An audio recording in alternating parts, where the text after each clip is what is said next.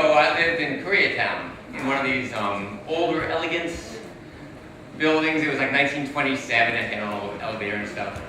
And so not far from here. And a friend of mine, I actually have several friends who live kind of in the San Gabriel Valley. And she said, come on out and let's have lunch at this Vietnamese restaurant. And we invited some other friends, and I said, I'll pick you up. So I drove by her place, picked her up.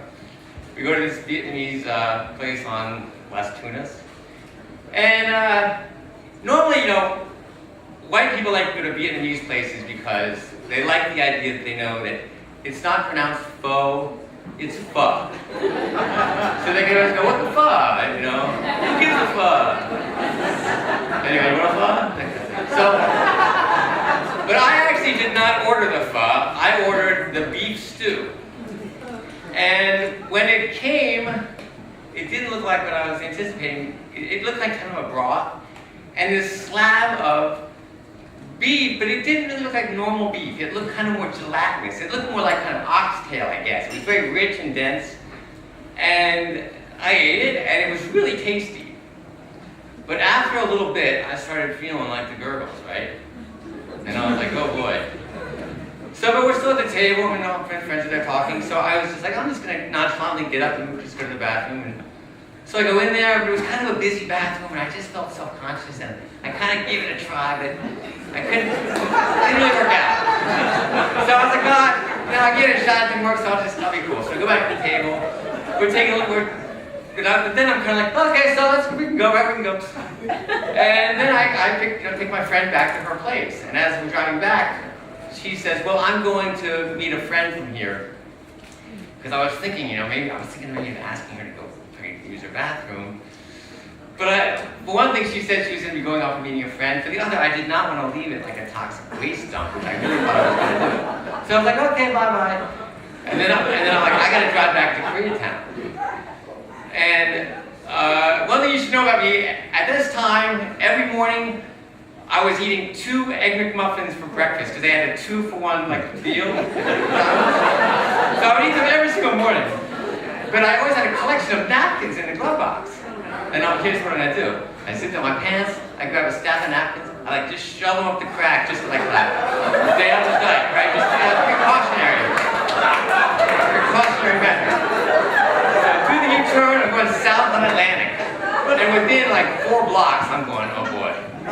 This isn't gonna happen, this isn't gonna work, this can't work. And I start seeing gas stations, but then I'm like, nowadays, when I was a kid, I guess you could drive into a gas station and go in the bathroom, but that doesn't happen anymore. You gotta go through clearance now, right? There's a guy, I would have to get out of the car, I was starting to, I knew everything that was happening, and I knew what was and was not gonna work, and that wasn't gonna work. So all I could do was just forge ahead. So, I keep going south on the Atlantic, I get on the 10 freeway. Sunday afternoon, it should be fairly free-flowing, right? It was not. It was and then I started doing the thing when you, fetal position, I'm kind of doing the bongos with my feet. And I hadn't even gotten to the 710 yet, and I was already going, this is bad, I've got to do something drastic here. And I was going to start to tell myself, I was like, relax, breathe. And I was looking in the car, I was like, there must be a piece of cardboard or something, because I was starting to worry about the upholstery now. I keep driving, now I'm passing the skyline of, LA on the 110. I keep forging ahead, then I'm starting to think, what if I pull over? Could I pull over on the side of the road? But you can't do that, then the CHP's involved, right? So I just kept going, and I kept just clenching and clenching, and just feeling that the McDonald's napkins in there. Finally, I get to Western Avenue. Western Avenue, I'm in the home stretch, but I still knew there's no way it would work. And I pulled off, even every little step of this is like misery. And just getting off the ramp and getting a right turn was difficult.